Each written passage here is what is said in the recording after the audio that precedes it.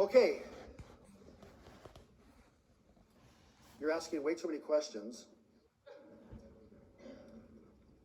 and I'm talking way too much. But this is not just a hormone lecture, is it? It's a cardiovascular lecture. It's a quality of life lecture. It's a morbidity mortality. It's a diabetes insulin resistance lecture. It's a dyslipidemia lecture. It's a lecture on depression and psychiatric illness. It's a lecture on yada, yada, yada, yada, yada, yada, yada. And is there any paper that I've shown you that is not like out of a mainstream medical journal? But again, it falls between the cracks because we don't take note of it, because it's either beyond our scope of practice, we're not accustomed to it, we don't know how to interpret it, we don't know what to do with it. It's interesting, we read it and it's in one ear and out the other. Well, I take note of it and I try to put the pieces of the puzzle together for you to paint a picture so that you understand and see the whole big picture. Okay, where were we? Looking at androgens. Androgens and DHEA have been found to inhibit breast cancer development and growth and to stimulate bone formation.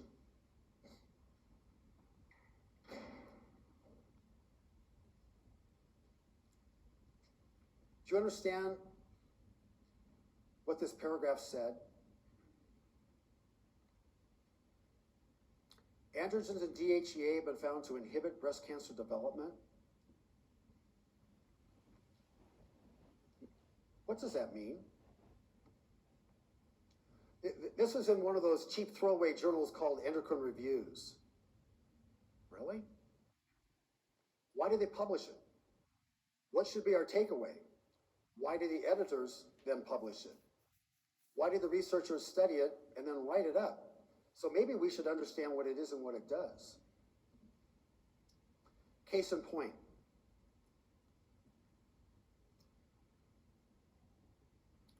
There was a lecture that was advertised at Eisenhower Hospital in the desert where I live. And the title of the lecture was How to Prevent Breast Cancer.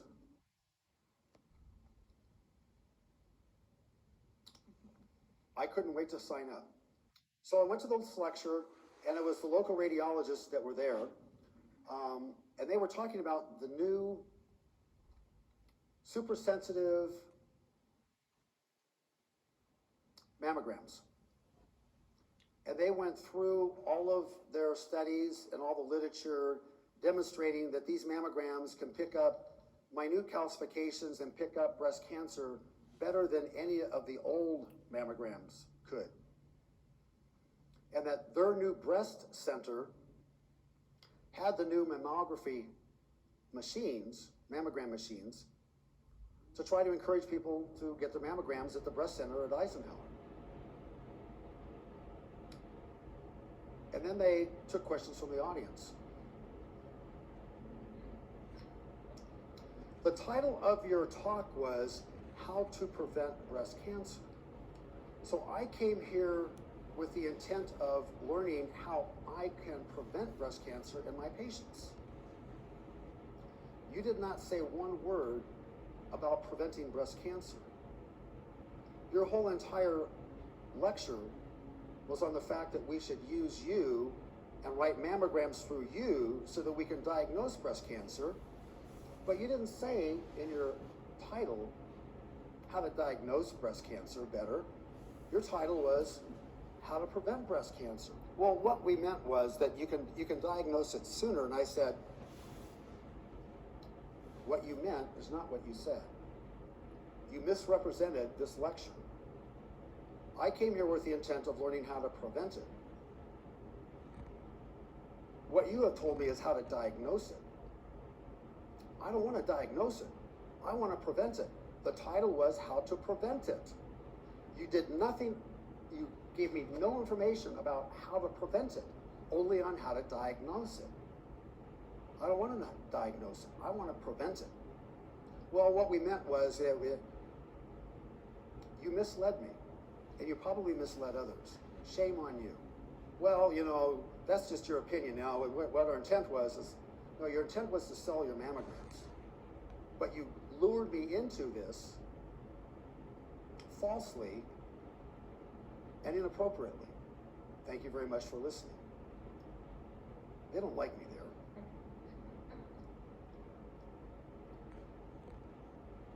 Well, not this past year, but the year before, my whole entire Beyond Hormone conference 10-hour lecture focused on breast cancer. Cause, prevention, treatment, recurrence, etc. Which I don't have time to spend 10 hours here, but I will introduce the concept to you of what can we do to prevent breast cancer, the most common cancer in women. Well, I did already explained to you that estrogen has been shown consistently to protect against breast cancer, and the only drug that decreases breast cancer mortality is estrogen. What else can prevent breast cancer? It says it right here on the slide. I explained to you that I've reviewed another paper looking at how and why testosterone works to treat active breast cancer and to prevent recurrences, but it should also be utilized as a breast cancer preventive therapy. Anything that will reduce visceral fat will reduce cancer, but what hormones have been specifically shown to treat, reverse, and prevent breast cancer recurrence and breast cancer in the first place? There's 3 drugs. Those 3 drugs are estradiol, testosterone, and progesterone. What specialty should be at the forefront of preventing breast cancer, the most common cancer in women? Oncologist? I'm biting my tongue. Oncologists are really good at treating an active cancer. They are not hormone doctors, and they are absolutely lousy at preventing cancer from occurring in the first place. Do not expect oncologists to know how to prevent cancer. There was an article that was published in JAMA about 2 years ago on preventing breast cancer, and the article was on the use of aromatase inhibitors and tamoxifen in premenopausal women to try to prevent cancer in those that are at high risk. But what about the collateral damage of heart disease, diabetes, et cetera, that occurs when you block that estrogen receptor? Well, that's the risk that you take. I don't think that risk is worth it. Plus, they're miserable on top of it. But the whole entire article is a promotion of the use of tamoxifen and AIs as a breast cancer preventive therapy. It was a punch in the stomach to me. I found it so absolutely disgusting. But you have to understand where it was coming from and who it was written by, and you have to look at the disclosures to understand it was all pharmaceutical company marketing by the researchers that wrote this paper. But they didn't talk about the collateral damage. Well, that's the risk you take. No, it's not the risk that you take. There shouldn't be a risk. There's no risk to taking estradiol, progesterone, or testosterone. Sorry. The risk is what happens when you lose it and you don't replace it. That's the collateral damage that we should fix. Anyway, moving on. DHA has been found to improve bone mineral density. It stimulates vaginal maturation. It's now an FDA-approved drug to treat vaginal atrophy. Cool. Does not affect the endometrium, and it improves well-being. Why do they keep putting this phrase, improve well-being, in these papers with hormones? Do you see improved well-being with diabetes medicines, statins, blood pressure medicines, SSRIs? No. I've shown you a couple papers on improved well-being already. Here's another one. It improves well-being and libido, and there's no significant side effects. What drug can we give to women that improves well-being and improves libido and protects against breast cancer all at the same time? Now you understand my passion. We don't like this paper. We don't like the endocrine journal that it was published in. We don't agree with it. What is it that we don't like about it? What is it that we don't embrace about it?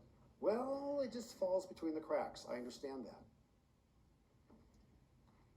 Moving on. Testosterone is not just a male hormone. Transdermal testosterone appears to be safe and effective for the treatment of postmenopausal women with hypoactive sexual desire disorder. What about premenopausal women with hypoactive sexual desire disorder? The best way to cause hypoactive sexual desire disorder in premenopausal women is for them to have 2 kids.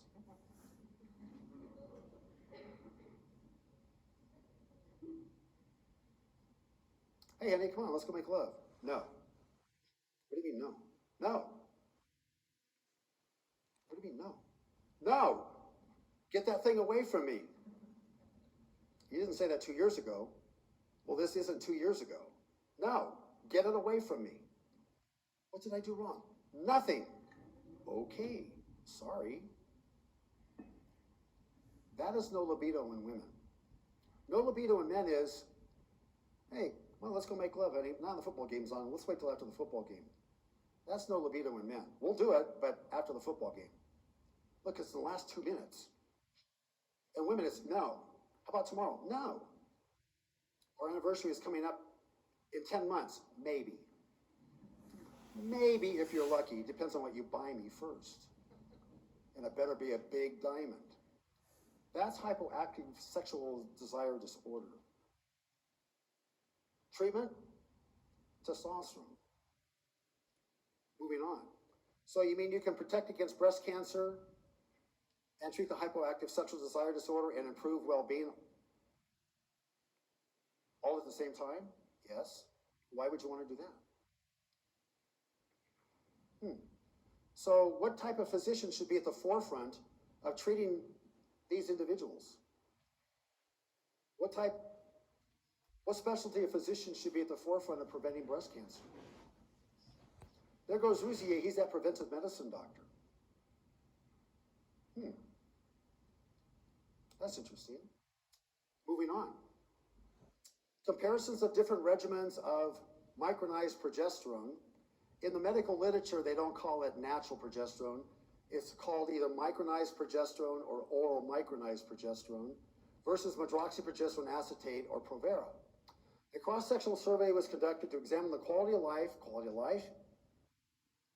you mean well-being, yes, related to physiologic, somatic, vasomotor effects of changing a progestogen from Provera to micronized progesterone in postmenopausal women. When compared with the Provera regimen, women using micronized progesterone experienced significant improvement in vasomotor symptoms, somatic complaints, anxiety, and depression. Why? Well, progesterone stimulates GABA receptors and has an anti-anxiety and a soporific sleep-enhancing effect. That's why we take it at night at bedtime. I wish I had $1 for every time a patient has come to me and said, I love my progesterone. Yeah, I know. I sleep so much better on my progesterone. Yes, I know.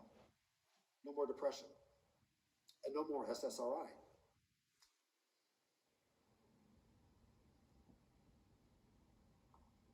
Where'd she go? I'm looking for the psychiatrist. Oh, there you go.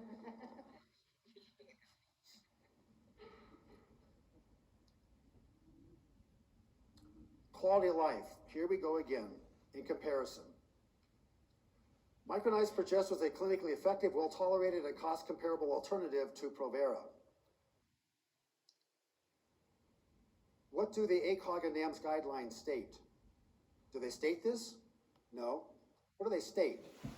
They state that micronized progesterone could be an alternative to Provera. Could be.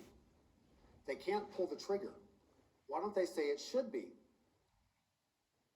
If Provera increases the risk of blood clots, heart attacks, strokes, and breast cancer, and micronized progesterone does not and has just the opposite effect, then why would we not preferentially use progesterone instead of Provera?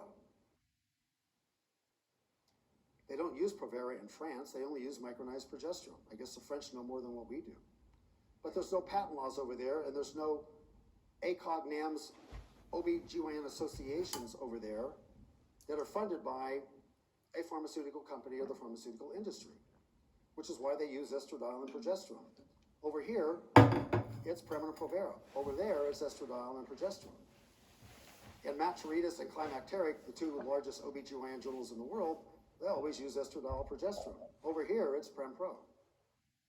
They're finally starting to accept the fact that since most OBGYNs have left ACOG and NAMS, they finally are starting to accept that, well, maybe bioidentical hormones do have a function, a benefit, just maybe. But they still can't pull the trigger because they get all their sponsorship from Pfizer, used to be Wyeth, that makes Prem-Pro. They can't shoot themselves in the foot. So yes, it could be an alternative, but we're not going to recommend it as the preferential alternative. They just can't do it. But what about the literature that says that it's safe, efficacious, and no side effects, problems, and complications to it? And it's cheap. We'll ignore that. Why do you ignore it? Because we can't. Well, you don't like the literature and the study? What is it you don't like about this? Now you understand my sarcasm. Androgen deficiency in women, moving along.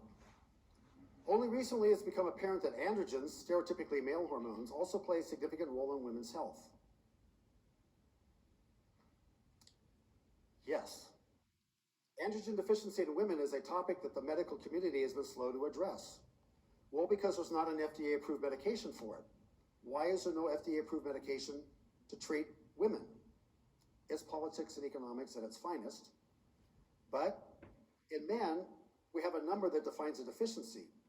There's no number that defines a deficiency in women, and since we cannot define a deficiency, we therefore cannot define the syndrome based on a number, and AACE needs a number.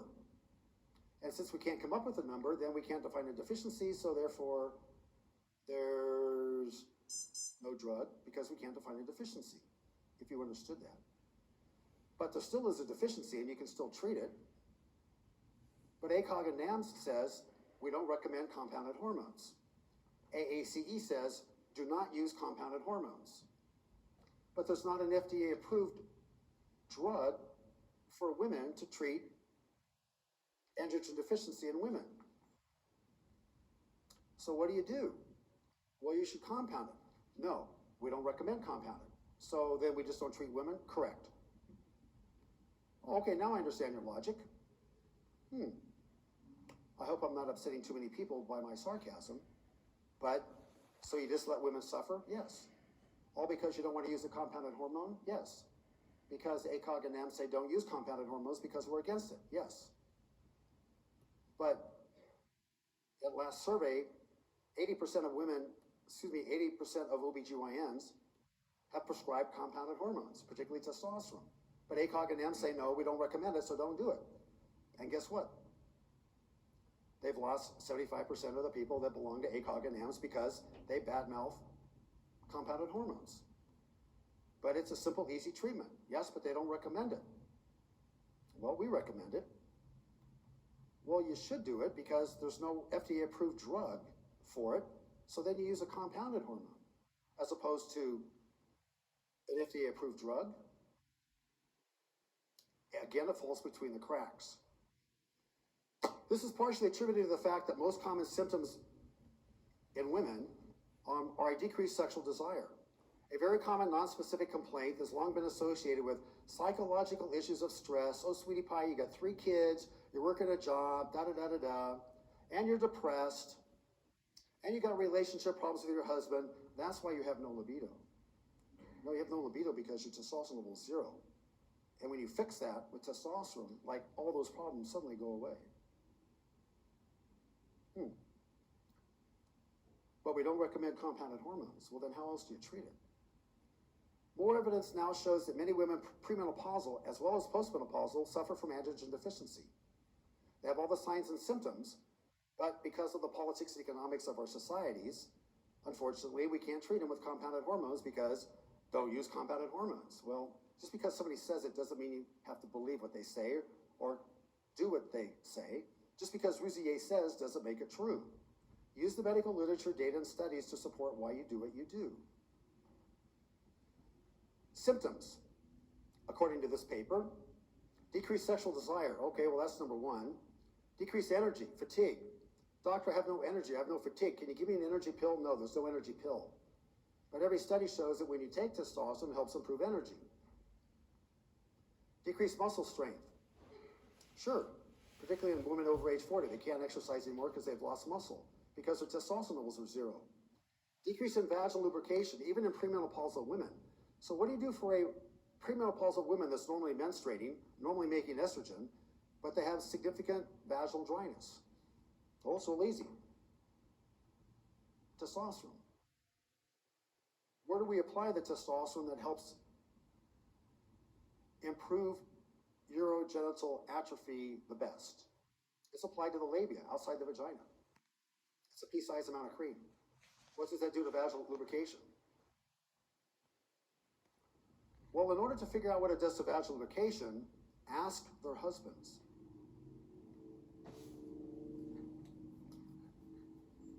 I love my wife being on testosterone, they say. Yes, I understand why. Decreased genital arousal, vaginal and clitoral orgasms. Dr. Rousier, thank you for giving me my wife back. Yes, I understand. You don't have to explain. I've heard it a million times. No, but I want to tell, no, don't need to tell me. I've already heard it. I already know what you're going to say. It's okay. I'm happy for you. Loss of energy, loss of sexual desire. This is all part of the construct of androgen deficiency in women. And you can simply reverse it and fix it with a simple hormone that I compound through a compounding pharmacy. The chief complaint of androgen deficient women is decreased sexual desire, no matter what age they are. Even if they're 30, they will still have it. Or if they're on birth control pills, their testosterone levels are zero, which will make them have no sexual desire. And you can fix that. That's often characterized by a decrease in sexual thoughts, fantasies, as well as actions. Come on, honey, let's go. No. Muscle weakness is another frequent complaint, particularly in athletic women over age 40 that lose the ability to exercise. They lose their strength and endurance. It appears that genital arousal and orgasmic response may also negatively affect how they feel and how they function. And as a result, it decreases sexual desire because sex is painful, because they've lost vaginal lubrication, even in women that are normally menstruating. So just because they're normally menstruating does not mean that they don't need it, but I would not give normally menstruating women estrogen. What I'd give them would be testosterone. It works so much better than estrogen does as far as improving sexual function, sexual desire, vaginal lubrication, etc. Moving on. In this study here, they used the testosterone patch because there's no other commercial available product in women, but these are the results of the study. Testosterone resulted in improvement in satisfying sexual activity, bingo, improvement of sexual desire, frequency, decrease in personal distress, anxiety, depression, was well tolerated in menopausal women. Yeah, sure, of course. Okay, moving on further down the line.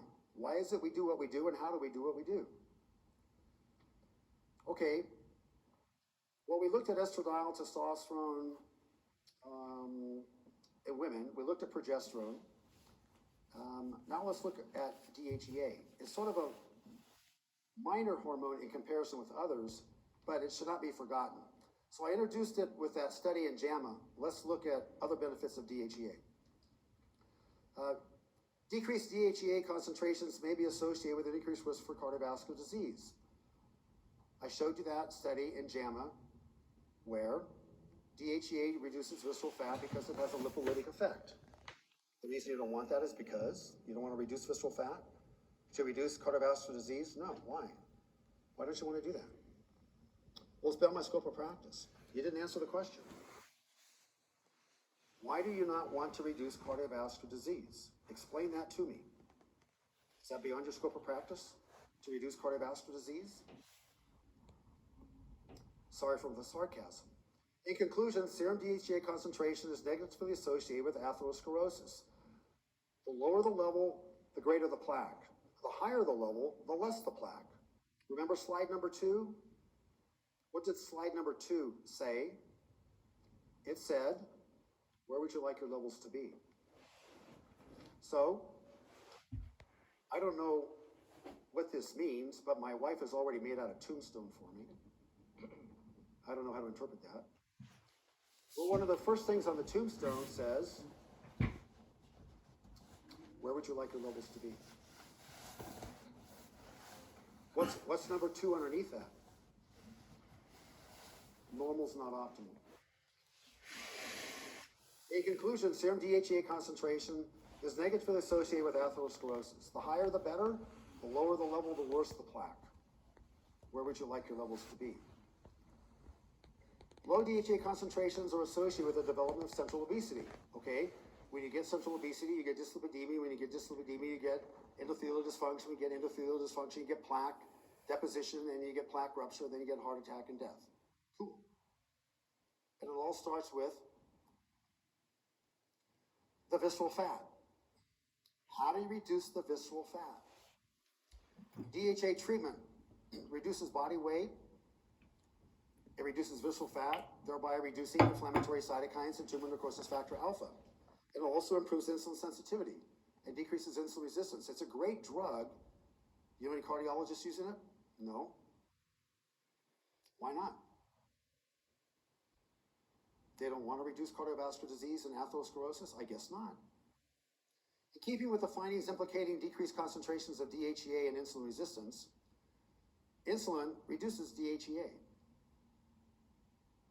The higher the insulin, the more suppressed the DHEA. How do you then suppress the insulin? You have to give the DHEA. DHEA and cortisol are diametrically opposed. DHEA and insulin are also diametrically opposed. DHEA exerts its anti-atherogenic action by several different mechanisms. Both intermediate thickness, that you can measure in ultrasound, and plaque scores that you can measure with electron beam CTs, have been proven to be negatively associated with DHEA concentration. Where would you like your levels to be? Our study supports the notion that DHEA is atheroprotective in humans. And the reason we don't want to use this is because DHEA has a beneficial effect in preventing atherosclerosis. It should be used in both men and women over age 40. Moving along. Testosterone replacement and what it does, similar to DHEA, improves fasting insulin. It lowers hemoglobin A1C. It prevents diabetes. It reverses diabetes. Testosterone results in a reduction in visceral fat. So, what numbers do I follow? I follow waist circumference. Total cholesterol also decreases. Testosterone replacement reduces insulin resistance and improves glycemic control in men with type 2 diabetes. It lowers the need for diabetes medications. Eventually, if you use a high enough dose, it'll result in you not needing any diabetes medicines because you're not treating diabetes because you don't have diabetes. What a concept. So you can get off all your diabetes medicines? Yes. Why would you want to do that?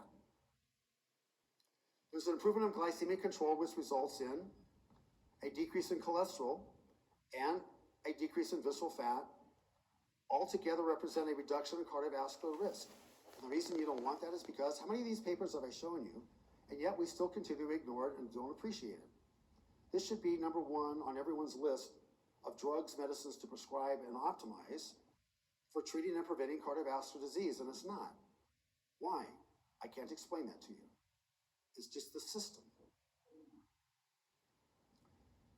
Male menopause is commonly misdiagnosed. Men also have a menopausal syndrome that includes a decrease in libido, sexual function, hot flashes, night sweats, temperature dysregulation, but in contrast to women, decrease in erections, loss of libido, loss of cognition, loss of memory.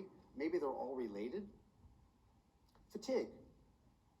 The most common complaint voiced by all patients is fatigue. Doctor, I'm fatigued. Can you give me an energy pill? No, there's no energy pill. What can I do to help improve my fatigue? We're going to give you more cholesterol medicine and more diabetes medicine, and maybe by giving you 2 SSRIs, we can help improve your fatigue. None of those improve fatigue. How do you improve fatigue? Well, so far the drugs that have been shown to improve fatigue are growth hormone, which I don't recommend because of the cost, thyroid, testosterone. Interesting, isn't it? Those are the 2 hormones that improve fatigue and how we feel and how we function. Estradiol will help eliminate hot flashes. Great. Progesterone will help make you sleep better, which has an antidepressant effect. Great. Do they really make you feel better? They only make you sleep better. Do they make you feel better? No. What are the 2 feel-good hormones? The 2 feel-good hormones are thyroid and testosterone. But the levels are normal, but they don't qualify for it. Why'd you treat with thyroid if the thyroid test was normal? Because I wanted to help improve their fatigue. Yeah, but the TSH was normal. Yes, but their fatigue improved. But the TSH was fine. Yes, but their fatigue improved in every study.